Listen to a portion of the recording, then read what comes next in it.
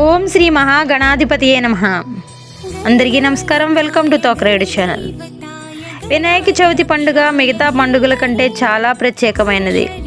విఘ్నాలు తొలగించే వినాయకుడు ఎప్పుడూ ప్రథమ పూజ అందుకుంటాడు. అలాంటి వినాయకుడిని ప్రతిష్ఠించి ప్రత్యేకంగా పూజ చేయడం అంటే ఎంతో పెద్ద సంబరం. విశాఖపట్నం గాజువాకలో మొట్టమొదటి బెల్లం వినాయకుడు. 20,000 కేజీల బెల్లంతో వరాలొసిగే వరసిద్ధి వినాయకుడు. సుమారు 2 నెలల పాటు 40 మంది బృందం కలిసికట్టుగా శ్రమించి అందరూ మెచ్చే విధంగా బొజ్జగణపయ్యను సిద్ధం చేశారు. నవరాత్రులు పూజించిన తర్వాత ఈ బెల్లాన్ని లక్షల మంది భక్తులకు ప్రసాదంగా పంచిపెడతారట.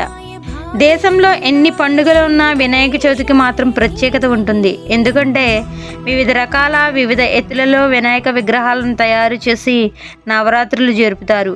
వినాయక చవితిని దేశంలో అన్ని చోట్ల కంటే మహారాష్ట్రలో ఘనంగా జరుపుతారంటారు.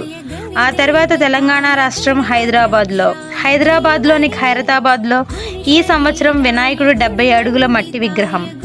1954వ సంవత్సరంలో తొలిసారిగా వినాయకుడిని ప్రతిష్ఠించారు.